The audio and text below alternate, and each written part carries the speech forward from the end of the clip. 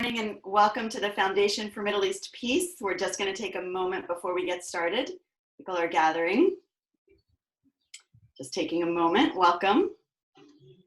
Good morning, Yoni, or good evening, Yoni. Good morning, and yeah, kind of good afternoon for those who are joining from Israel, Jerusalem, or Europe.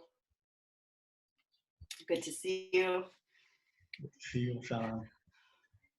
Okay, I think we can get started.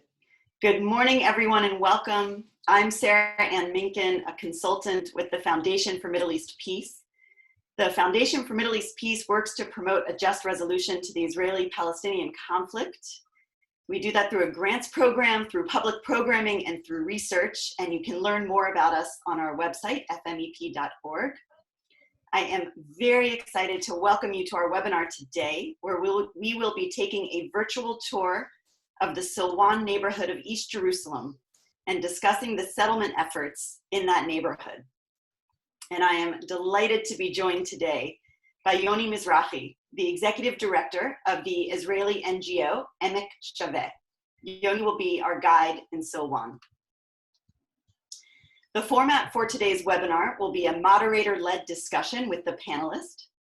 In addition to our own questions, FMEP's questions, we welcome audience questions. They can be submitted via the Q&A feature at the bottom of your Zoom window. Feel free to submit questions at any time throughout the panel. We will be keeping an eye on the Q&A box, and we'll do our very best to factor as many as possible of your questions into the discussion.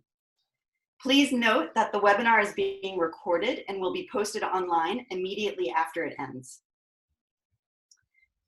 If you have any technical problems with the webinar, please let us know using the chat function, which is also at the bottom of your Zoom window. Please don't use the chat function for questions as we may not see them. We will also be putting into the chat box Emek Shaveh's Twitter handle. If you care about the issues we are discussing here today, and I presume you do as you are here, you should definitely be following Emek Shaveh. And with that, I am going to pass the virtual microphone to Yoni to start our tour.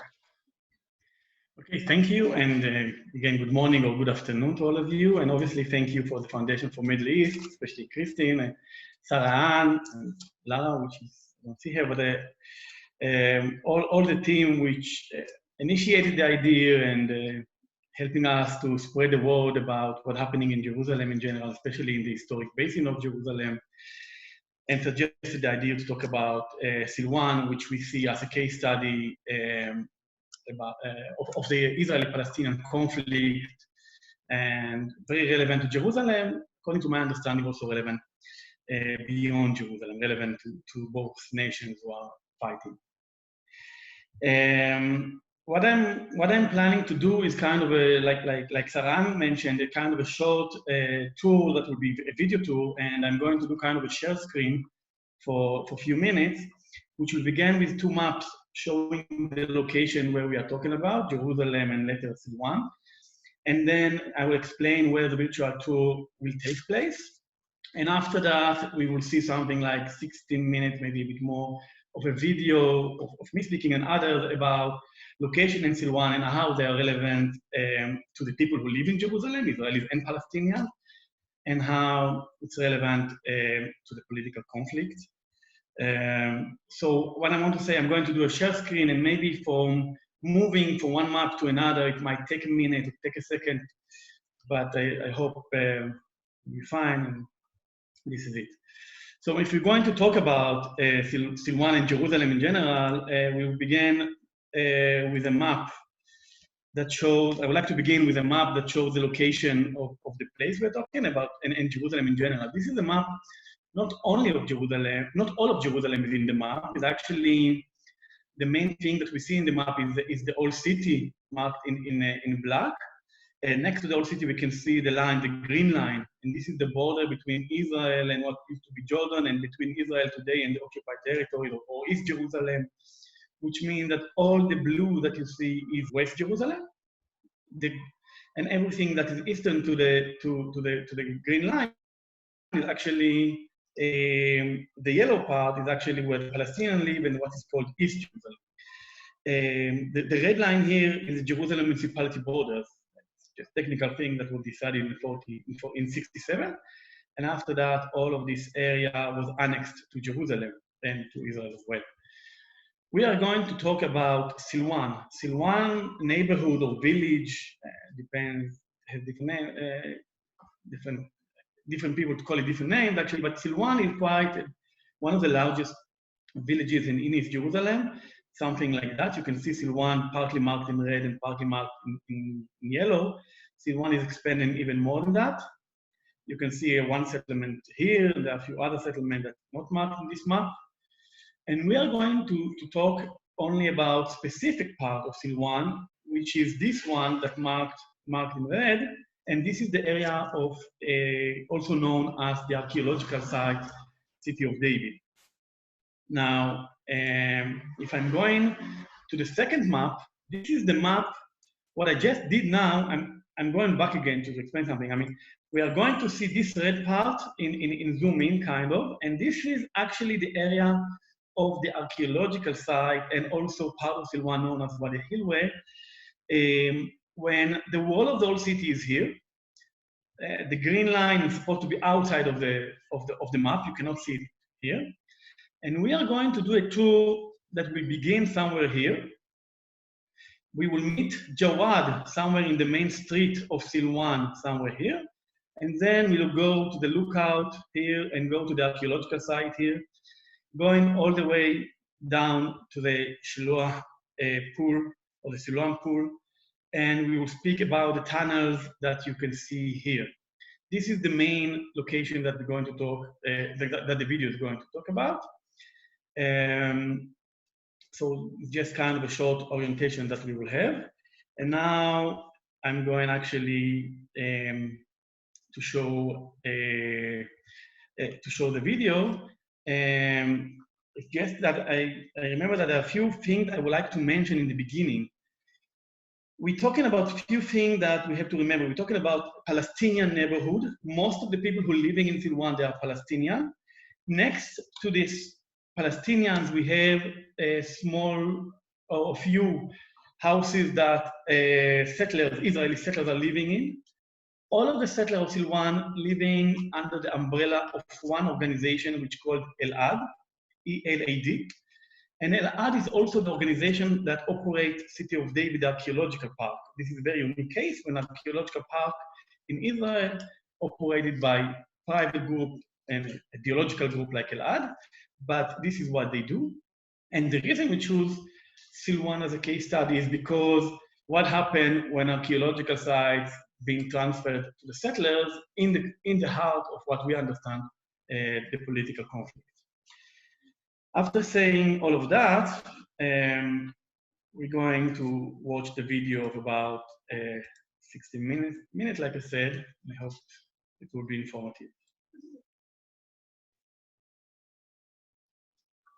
Usually begin our tours actually at the entrance to Silwan, which during the years became also the entrance to City of David.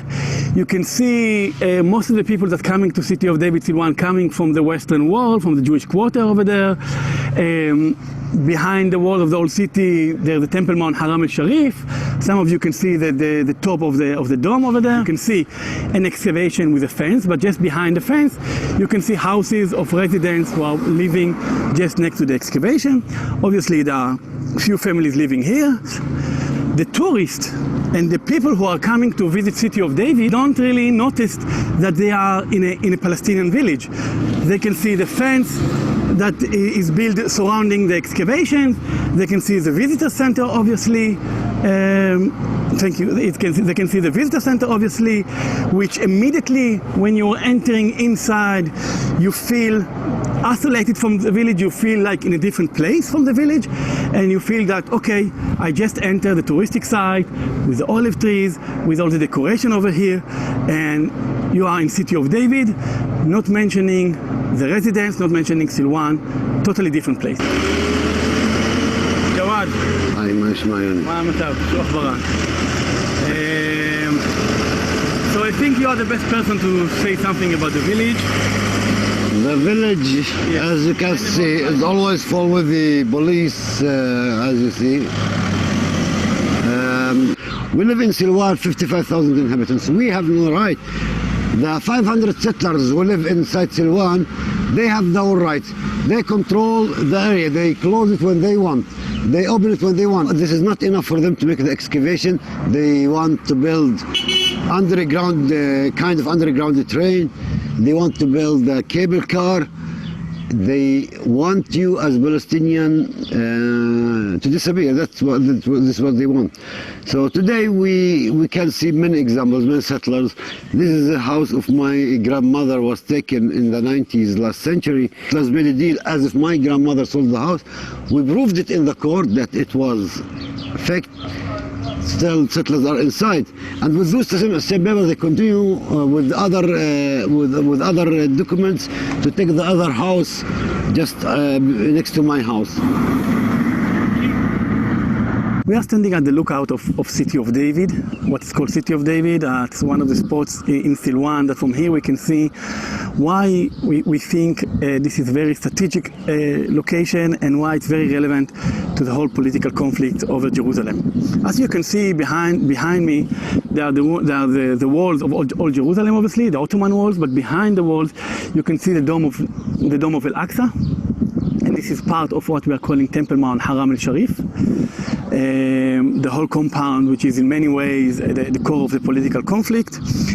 And Silwan, as you can see, the first houses after the Temple Mount are actually the houses of the Silwan village, Silwan neighborhood, the Palestinians neighborhood, obviously, begin just behind me. We are standing on one house, which is part of the touristic center, but it's one house, and Silwan goes also behind us toward the south. We cannot see it now, but actually Silwan continue over there. When we are talking about the strategic location, it's also important to mention that to my left or to the east, we can see Mount of Olives, also looking over the old city, but it's also part of the most important Jewish cemetery, obviously. And if we're looking to the right, to the west, we can see inside the walls the Jewish quarter, and further where we see the gray dome or the gray roof over there, it's actually what we are calling the Green Line. And all the houses you see from the top of the mountain, outside of the walls of the old city, towards our direction and going down to the valley, this is the Palestinian neighborhood called Al-Silwan, and partly it's also where Jerusalem began. Jerusalem began at the slope outside of the old city of today, at the slope where we are standing, going down to the valley, which was a very small city of something like few hundred people who lived here, next to a very important water spring. This is why they choose this location, and from here Jerusalem developed. For the settlers, this is a very important location because it's helped them to take over kind of two strategic spots. First of all, it helps them to extend West Jerusalem toward the east, like they're actually kind of deleting the Green Line and saying City of David is also part of Jerusalem. And also they are located very close to the Temple Mount, Haram al-Sharif, in a place that in many ways they want to justify the Israeli belonging and sovereignty. This is why when we are coming to City of David, we see so many tensions and so many clashes between, on one side, the community, the population, and the other hand, the archaeology, tourism, which goes together with the settlers here. So we are now standing at one of the main archaeological sites of City of David. We are calling this the Acropolis of Jerusalem, or Ancient Jerusalem, the place where Jerusalem began and the upper class used to live during the different periods. When we are talking about the archaeology of City of David, we're talking about a site that was built by a culture, we call them the Canaanites, something like 4,000 years ago. And we're also talking about the Judeans, the people that we know from the Bible, Judean Jerusalem, the capital of Judea. It's also known as the place where we have ruins of what we are calling King David Palace, because the City of David is very much identified with King David. Although, when we're talking about archaeological layers, so there is kind of consensus among the archaeologists that It was established by the Canaanite, and there are archaeological layers from this period, from what we are calling the Middle Bronze Age, 17th, 18th century BC. There are also layers from the 8th, 7th century BC. But the big question is, what exactly are we having here from the time of King David? What kind of ruins can justify the name of the site as being called City of David? And the main evidence is actually what we see behind me, is a kind of a line of stones that going from one direction to another direction, from east to west actually. We can see a big line of big stones actually laying together and creating kind of foundation of a wall that a very specific archaeologist that excavated here in 2004, she identified this foundation as part of a wall dated to the 10th century BC. And she come and say that if this is a wall from the 10th century BC, together with a wall which is located behind the camera, a very wide wall that the sun is shining on it. This wide wall, the archaeologists said, was built before the 10th century BC, but was in use in the 10th century BC. So we're talking about two parts of structures.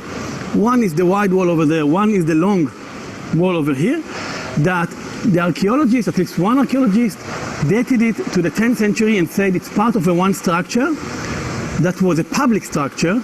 And this public structure, if it's dated to the 10th century BC, it's probably King David Palace, because he is the main figure we know from the biblical inscriptions. Her narrative is very much emphasized in the explanation when you're coming to City of David.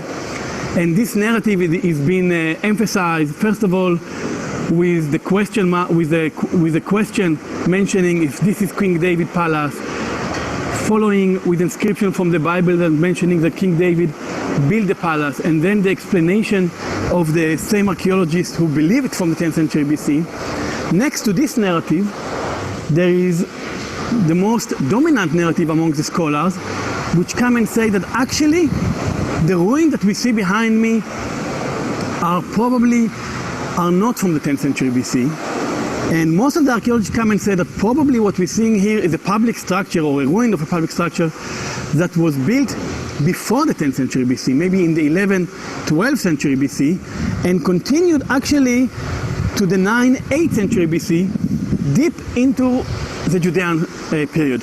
So actually the archaeology here shows us the opposite of the story of David, that Jerusalem was here before the time of David and Solomon, after the time of David and Solomon, and the main question remains, where are the ruins of King David and Solomon, those two kings who are dated to the 10th century BC. What happened after the excavation that took place here in 2004, and with the suggestion that it might be King David Palace, it's very interesting to see how the settlers are using the archaeological narrative to legitimize the settlement in general, or to legitimize sovereignty over Jerusalem. If we're looking at the sign here, from the beginning they suggesting King David Palace. In the same time, I could suggest a public structure, question mark, a public structure from the Judean period, and then immediately the public opinion will be different. To support this suggestion, they quoting a sentence from the Bible, which helps to many Israelis and many believers to come and say, okay, if the Bible suggested that this is the King David Palace and David built his palace in Jerusalem, so it's definitely feels much stronger suggestion. And then we have the scientific suggestion, mentioning the archaeologist who thinks that this is a 10th century site, and why she believes it's a public structure, and why she believes it might be King David Palace. And only in the end they're coming and saying there is also alternative suggestion, and scholars are still, or the excavation are still ongoing. So what they are doing here, they are not saying 100% this is City of David or this is King David Palace. They kind of do it much more sophisticated, but eventually the average visitor that's coming to here not really understand the archaeology and not really understand what he see, very much depends on the guidance that he's getting from the inscriptions or the tour guides and from all the development that Elad eventually created here, kind of a feeling that you are in a Jewish, ancient Judean city that very much belongs to us, the Israelis. And this is something very powerful. You are in archaeology, in City of David, and not in a conflict area. We are standing in what is called the Shiloah pool, the Siloam pool. This is the pool that's been excavated about 15 years ago, identified or dated to the Second Temple period. From here there is also an entrance or at the beginning of the walk in the tunnels, which is now closed over there with a gate, but actually about less than a year ago, the American ambassador to Israel, David Friedman, was filmed here as part of the celebration of opening the tunnels. So this is the beginning of the tunnels. What is interesting about the Shiloah pool, although we don't really know what exactly the date of it and what was the use of it, because no proper excavation, no proper publication was made so far, it's part of the Christian narrative or the Christian tradition that this is the place where Jesus healed the blind man.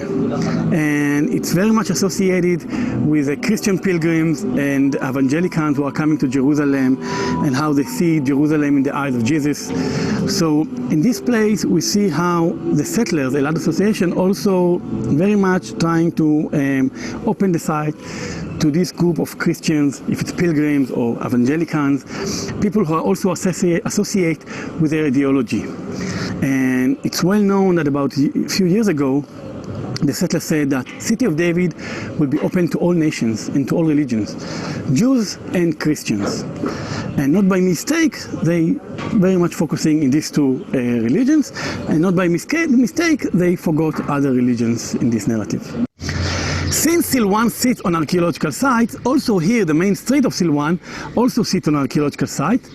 And in the last 10, even more than 10 years, 15 years actually, the settlers organization Elad, together with the Israeli Antiquity Authority, they are doing actually an archaeological excavation, or what they are calling archaeological excavation, of tunnels going all the way under the houses of Silwan, from down in the valley, all the way up, under the houses that we can see here, partly also under the street here, and goes all the way up to the western wall actually. We are talking about the tunnel which is located underground, obviously. And one of the entrances to the tunnel is actually just here. You can see the entrance, you can see the Israeli flag, you can see the fence of constructions. This is part of the location where the excavation is done from here. But actually what they are doing, they're taking out the soil under the houses in order to build kind of a tunnel. What they are revealing during this excavation is the ancient street from the Roman period, dated to the 1st century, and they are calling it the Pilgrims Trail. It's very important to remember that an archaeological excavation you don't do horizontally, and the way the excavation is done here was criticized not only by Emek Shaveh, but also by leading archaeologists in the Israeli community, including by leading archaeologists that work for the Israeli Antiquity Authority itself. So there's a lot of problem with the method. Again, a question about the narrative here. Is it really Pilgrims Road? Is it Pilgrims Road that was used by Jews or maybe by Christians later? We don't really know. And the first thing, which is something that for years, the residents who live above the tunnels having problem of cracks and damages to the houses, and these damages located only on houses which are built above the tunnel excavation. Emek Shaveh published a report about the damages. We also approached the Israeli Antiquity Authority and says there are damages to the houses exactly in the line of the excavation. It's a question if it's because of the tunnels or not. We didn't receive any answer, but for the residents, it's part of the fears. It's not just that something happened underneath. They don't know what's happening, and they see how the house is being damaged during the years. We cannot prove We cannot prove that it was made because of the tunnels, but we can say that most of the damages, if not all of the damages, are in the line of the tunnels. Stop share. I just actually, if I have just another minute, maybe actually I'll go back to share. I just want to go back again to the map to show where we talked about and how it's connected to the big picture. Okay, so I'll do again the share. Sorry for this, but so again, the tour that we did, we began here. The old city is here. We don't see it in this map. The archaeological site, we haven't visited all the archaeological sites. There are many places spread here that we didn't visit. We've been here, and then the tunnel goes underneath here, and the western wall, we cannot see it in this map, but the western wall is quite close over there. This is about the location and the trail. Most of the people who are coming to City of David, the tourists, they don't see the village. They see only the archaeology in point 1, 2, 3, and others. So this is something I want to clarify for the end. I think the film says too much, so I think I stop talking now. Great, Yoni, thank you. And thank you for that clarification at the end, that when people arrive to Ir David, to City of David, what they see is the archaeological presentation and not the village, the Palestinian village where it's located. So that's my first question for you, is you talked about this question of David's palace and the stones and the walls that are maybe from the 10th century BCE and others that are from before that, and that there's one archaeologist who believes that these stones are proof that the biblical King David had his kingdom, had his palace on this site, but that most other archaeologists disagree. And Elad, through the City of David, is presenting the work of this one archaeologist and the text from the Bible to make their case. So my question for you, why is it so important for Elad, for City of David, to prove or to find an archaeological connection to King David? Okay, thank you. I mean, I think that for Elad, it's very important, first of all, to kind of speak in the language that the Israelis will understand, like language that average Israeli, not necessarily the Israeli who is associated with the settlement, will understand. That is the strategy that they talked about all the time. And they see archaeology as a way to speak to Israelis, not necessarily in the language of the Bible. And in the same time, for them, it's very important to say that the Bible, the evidence of the Bible have a support from the archaeology. And I think it's something that must be understood when you talk about Israelis in general. We study the Bible from 2nd grade to the 12th grade, and it's very much shaped our identity and our understanding about Israel, regardless if we are religious or not. Now, what Elad wants to do with the archaeological site is to come and say, this is such an important site where every Israeli can find its roots or something like that, like how is rooted to this place. And kind of say that it's not only the religion or just the religious textbooks that talks about it, also the academy. For them, I think they realize that if they will not emphasize it with such a powerful figure like King David, if it will be just, I don't know, another site from the 8th century or 7th century BC, it will not be powerful to justify the whole settlement. So all the time to speak in a language that the Israelis understand, and very much what is the most exciting for Israelis, which is King David, King David, although he's maybe 3,000 years old, is still kind of a national figure. And that's something that is very important to talk about in Israel. It's very, sometimes for politicians, even it's very dangerous to criticize David. So this is why they're always looking for that. Thank you. And the video and your work shows us what a really effective partnership looks like between the state and the settlers, the state and Elad. Can you tell us about how they work together? Yes, I mean, Elad began in the early 90s as a settlers organization with the first obstacle they had was actually the Israeli Antiquity Authority back then, who told them, listen, you cannot build on archaeological sites. In the late 90s, Elad Association realized that actually instead of fighting against the authorities, let's cooperate with the authorities. And what's happening is that Elad, during the years, first of all, historically, Elad was very much close to Ariel Sharon, which was the prime minister during the Second Intifada.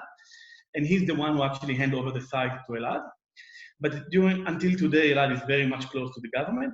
And what happened is that the Israeli government eventually adopted Elad plans to Jerusalem.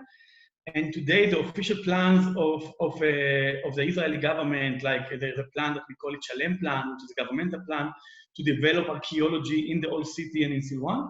It's actually a plan that helped and worked with the settlers. What happened is that the body of the Antiquity Authority, which is a governmental body, became during this also involved in the excavation and kind of a partner. And I think what is important to understand that although Elad until today is a private organization, eventually they are very close to the government, and in many ways it's just another kind of an arm of the government with a full cooperation ideologically, but also full cooperation of policies of the government and the settlers. So the Israeli Antiquity Authority actually implementing the Israeli government policy to Jerusalem. This is what so helpful to the settlers. So they're working hand in hand. And how does this work that they're doing, how does it affect the residents of Silwan? You showed us the damaged homes, and I know that Emek Shaveh has a very strong report about the damage to the homes underneath what's called the Pilgrims Road and under the tunnels, or above the tunnels.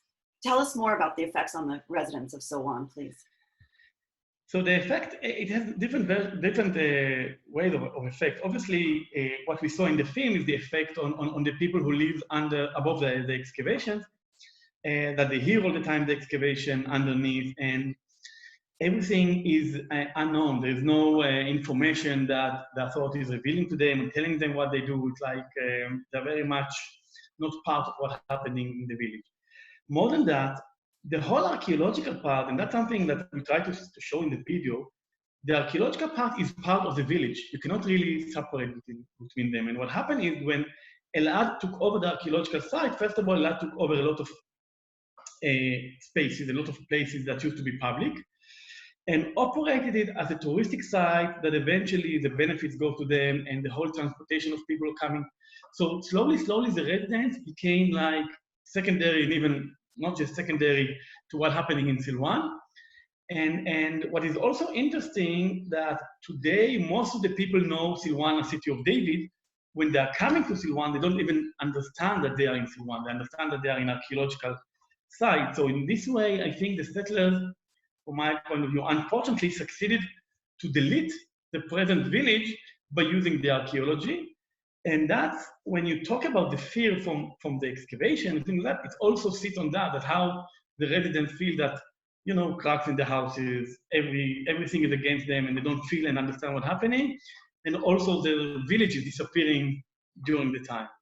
So it's definitely something that affects their life very much. And also, if we talk about before, the government, like always sending the authorities to protect City of David, like that it would be peaceful, or there will not be clashes or things like that. There's a lot of tension in Silwan on every house, on every family, that all the time the Palestinians feel that the settlers present. So it's very much effective on their lives. And Palestinians feel the settlers' presence, which is, in the beginning of the film, you introduced us to Jawad Siam, who is an activist in Silwan and comes from a large family. And he was showing us houses in his family that have been taken over by settlers, and also showing us the presence of the police. And so I want to just add a follow-up question here, which is also these are audience questions.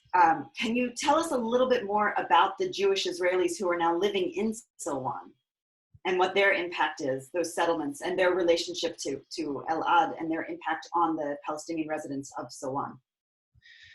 So all the residents, at least in the specific area that we spoke today, all the settlers in this specific area, there are settlers who live under the umbrella, like I said, of Elad organization, which means that all the houses where Jewish Israelis live, there are houses that in one way or another belongs to Elad, or Elad responsible to them after it was given to them from the government, by the Israeli government. So Elad is the body that decides who will live where, like they choose the residents, the Israeli residents, I mean. And these residents are spread all over the village. Ideologically, there are people who support the settlement, believing that obviously the West Bank and East Jerusalem should remain Israeli, obviously. So it's kind of operated by one foundation or one company or one association, which is Elad. But you have to understand that Elad live in the village and actually have a very clear map who lives where, each family where they live, and about the status or about everything. So it means that the residents have always kind of attention what will happen to them, what kind of a new project will come to the village, and how it will affect their life. Many cases of houses that been sold or been moved to the settlers from all kind of reasons that I don't want to talk about the reason because people told me, listen, the story that the Palestinians said how the houses were taken and how the settlers got the houses, people will not believe the way how the settlers take some of the houses. But it's definitely a situation when the Palestinians feel that there is a powerful body lives among them and they cannot know what will happen in the next moment. Jawad, we cut the part that he said, Jawad, how the Israelis feel superior all the time and like he has to ask, he feels that he has to always ask for permission for his presence. And I think this is the main feeling that the Palestinians have in Silwan. Thank you. Thank you. Thank you. So I wanted to zoom out for a moment to ask a bigger question, which is, or a sort of standing back question. And this is about the nature of your work also at Emek Shaveh. So why is historical narrative such a powerful and important tool? And why particularly is it so important in Jerusalem? Well, I think that historic narrative always goes with political conflict, I think, but in Israel, Palestine, archaeology and the history are very dominant part in what's happening in Jerusalem, because we're having, in one hand, situation. I mean, when we, the Israelis, talk about Jerusalem, we think about the historic sites, or the religious sites, if you want, the Western Wall, the Jewish Quarter with the archaeology that we have in here. And in one hand, we have the history, we have the inscription, if you want, we have the Bible, and then we have the archaeology, which actually giving proof or evidence to this history. Like you can come today to Jerusalem and see the archaeological layers from the Jewish period 2,000 years ago or 3,000 years ago. And in Jerusalem, eventually, it's a conflict around who have sovereignty over, like I want to say, it's not a question about land. The whole old city is 1 square kilometer. The whole historic basin is something like 6 square kilometers. So it's not such a large area, but it's an area that both sides believe is the core of their identity, and giving up this area is like giving up their identity in many ways. And I think that archaeology plays a tool here to justify, to come to say to people, listen, you came to City of David, we will show you our history, we will show you the Jewish history. So when you go back home later, you remember you visited the ancient Jewish city, and this is why Jerusalem belongs to that. It actually is another way to say the present is not important. What is important, we are here because of our past, and this is much more powerful and more important and more giving us more legitimation. And I think that also for us Israelis who are eventually society that came as an immigrant 3 or 4 generations before, the archaeology play a role to show that we have a history here. And eventually, I think that when in Jerusalem is a conflict around narrative. It's very much about narrative, more than about spaces or areas. When you talk about the historic basin, that's the most important thing. It means that people who've never been in Jerusalem for 10 or 15 years, when they are talking about Jerusalem, they say, but this is where we belong. And that's something very powerful.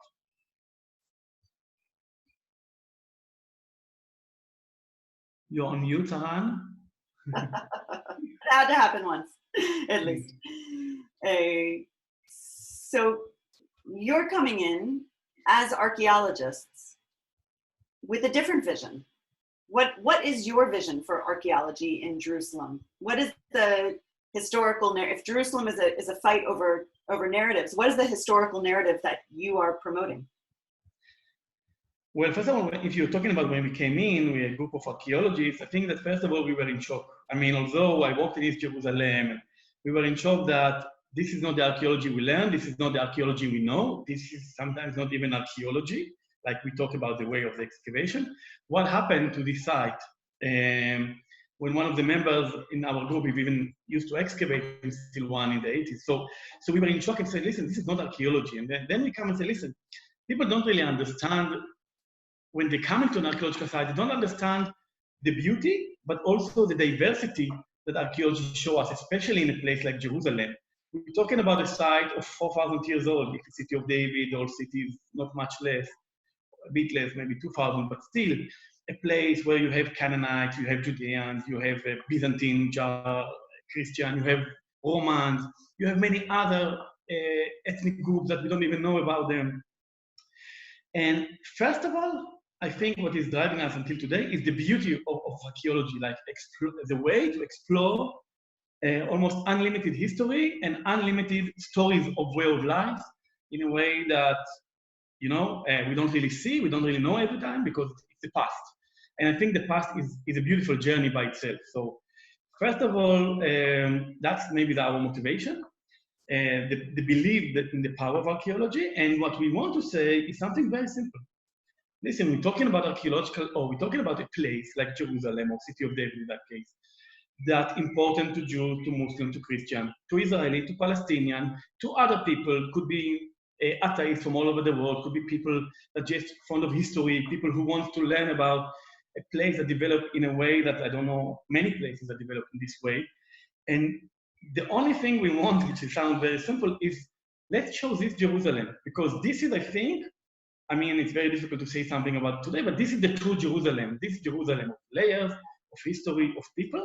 In the same time, you cannot take the archaeology and what we call it today, nationalize it in a way that you emphasize the archaeology in a way that you talk about your identity or your nationality and things like that. It's something much more wider than that. By the way, a small anecdote before I'm finishing. David itself is a very important figure also in the Islam, obviously in the Christianity. And we even did a short video shows how each religion treated David itself. So it's not just a Jewish figure. Not just a Jewish figure. So the horizontal archaeology is like it illustrates exactly the opposite of what you're talking about. It's just looking to prove something in a Jewish layer, not looking to prove the many layers, the many historical layers of interaction that you're describing. Yeah. That is this Jerusalem of layers. The horizontal excavation is the worst thing that could happen to archaeology, I think. And today, unfortunately, the Israeli community is not talking enough or not criticizing it enough, I think. In the past, more. They used to criticize it. I think it's something that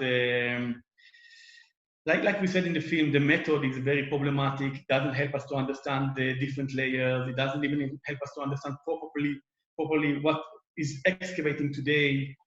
It's a very sad example of what happened when a body like the Israeli Antiquity Authority works for the settlers and have to adopt its professionality to the ideology. And it's something that shouldn't happen from the beginning. Unfortunately, in City of David, there are also other cases that I can point out where the Israeli Antiquity Authority in the beginning said they will never do that, and during the years, they adopted the decision to follow the requests of the settlers. Wow, thank you. Okay. I want to take in some of the audience questions because we have many. And these are wonderful questions. If we don't, I just want to remind our audience, if we don't get to all of the questions now, we will share them with Yoni and with Emek Shaveh so they will know what you asked. So Yoni, there's a question here about this dual goal of taking over homes inside of Silwan and also of establishing the narrative, as you have been talking about this particular form of a narrative. How, and Emek Shaveh is revealing this. And as you said, when you and the other archaeologists first learned about this situation, you were shocked. You didn't know that this is what was happening. So how are you received? How is your work received? How do people respond to you? During the years, we have different response. In the beginning, I remember it's like when you have something that everybody knows and don't talk about, and then when you meet, you can talk about your family, you talk about the weather, but not about this thing, political thing that you do among our colleagues. Later, I think that it was very difficult for the Israeli archaeologist community to accept that we're talking about the role of archaeology in the political conflict. Like, it's not just a science and it has an impact. Today, I think it's more common and understandable, and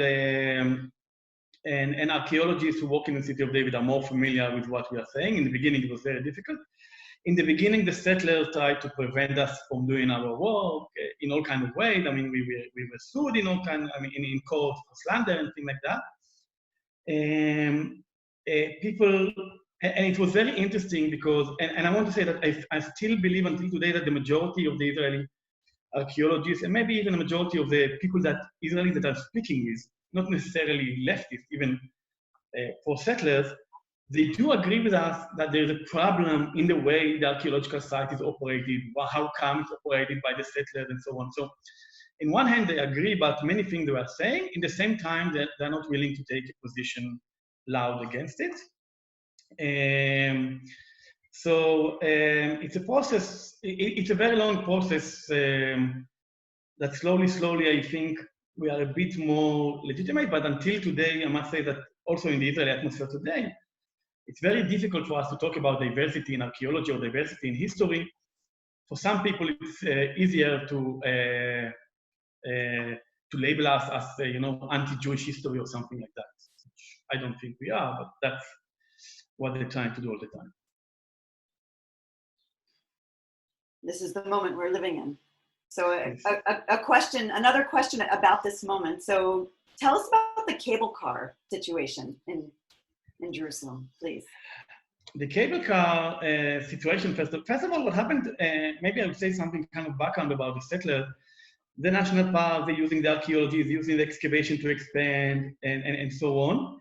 But something else that they're using is touristic project.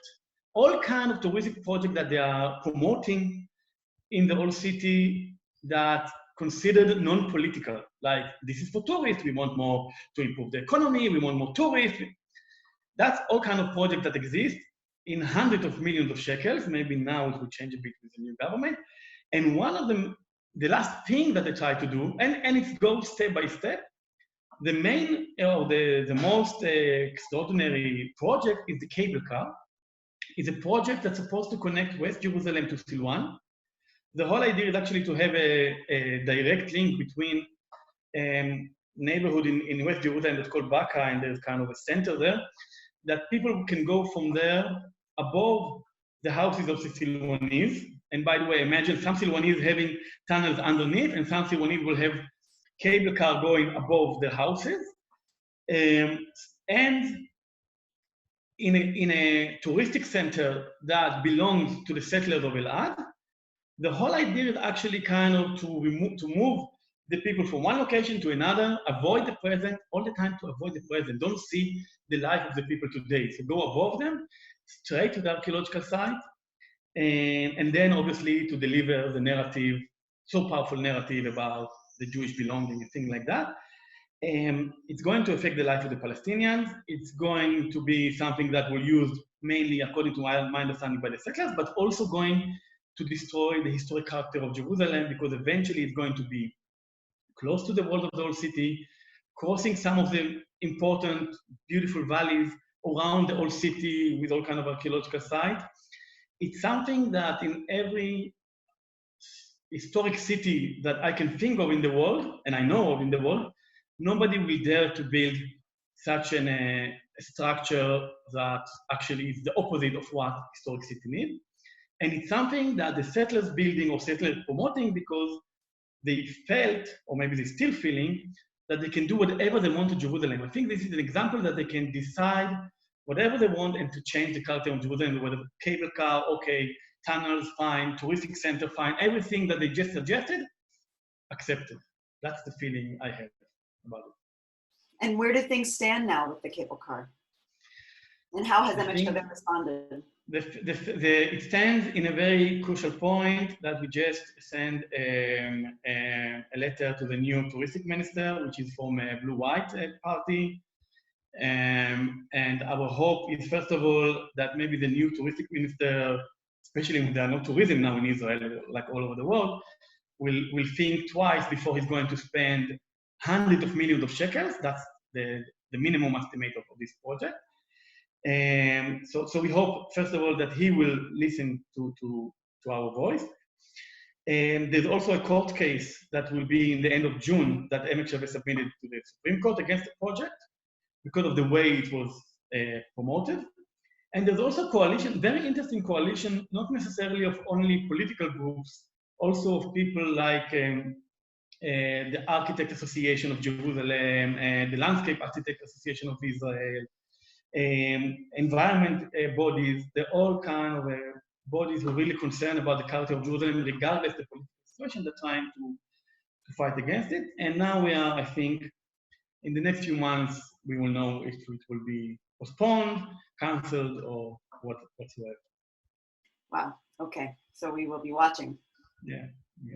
So you spoke about the tourists and the importance of tourists into Elad, to their focus, to this transformation of Jerusalem and the presentation of the erasure of the present in order to present a particular, in order to offer a particular narrative of the past for tourists. So a question for you, and in the video you showed us David Friedman, the American ambassador, opening up the tunnels together with Miriam Adelson next to him. So can you tell us more about the importance of President Trump's agenda and of his ambassador, David Friedman, and their role in what's happening in Jerusalem? Yeah, I mean, in very short, I can say that when I read the peace plan, and I think Peace to Prosperity, it's called, of Trump administration, in very short, I can say, okay, this is a Elad association plan to Jerusalem. First of all, that's the feeling I got. When you read it deep into the details, you see that eventually the peace plan adopted the idea of how Elad see the archaeological site as holy sites. Very, I think, very dangerous transformation that says this archaeological site, not only archaeological site, they're also holy to Jews, which is another level of making this conflict more a religious conflict, which I think is dangerous.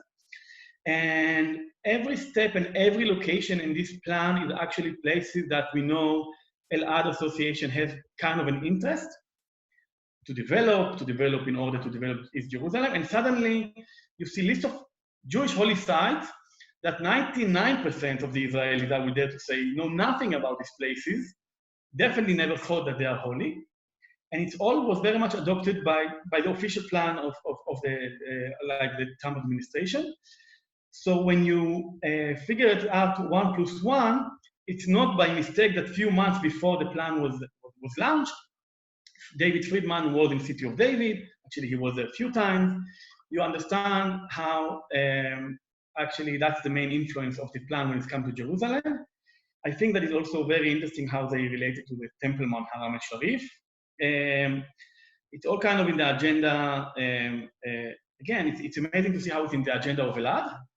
And in very much places that also shared by, I think that, I mean, I'm not an expert for the evangelicals, but there are definitely some of the side that also very much supported by the evangelicals, which in the last few years becoming much more active in archaeological excavation in Jerusalem and the West Bank, which is interesting by itself. So this is a plan that, based on my understanding, speaks to this kind of an audience. Thank you. So, and as we're seeing that increase in the evangelical support for archaeology, and you spoke a bit about the Israeli archaeologists and Emek Shaveh who are pushing back, we have a question about pushback and response from archaeologists or archaeological associations, organizations in the US and Europe? Do you have professional partners? Are there professional, is there professional opposition also outside of Israel and among Palestinians? Yeah, I mean, there is definitely a professional position, especially in Europe and in some universities in the States, obviously. In the same time, there's also support by different universities that supporting settlement and so on.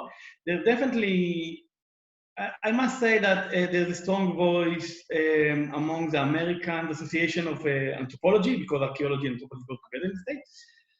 And also a very unique and interesting voice that's coming recently from Europe about the role of archaeologists on influencing democracy and influencing and promoting liberal agenda, which I think is very powerful and very important. So I think that more and more in the academic world, people understand the power of archaeology, and definitely looking at what's happening in the West Bank and in East Jerusalem as something that not legitimate. But again, I cannot say that everybody. In the same time, there are a lot of support of other groups, especially that associate with this ideology. But more and more archaeologists understand that their role is not just, what they're doing is not just an academic work, it also have an influence on people's life, an influence on, I believe, also in the character of communities. On the character of communities and on people's lives. And on the question of people's lives, we've many questions actually about the residents of Silwan, and you spoke to us about the residents of Silwan. We're nearing the end, but can you give us a prediction of what the continued impact of Elad and City of David will look like on the residents of Silwan? First of all, it means that you choosing to end with a pessimistic answer. No, I have one last question that's a little more positive. Okay. In one hand, we saw Jawad and we saw other people, and sometimes I'm definitely amazed to see after so many years, these people suffered, listen, they suffered a lot. They suffered much more than us, the Israelis. They went to jail on all kind of ridiculous reasons. They in deep depths because of all kind of problems they're having.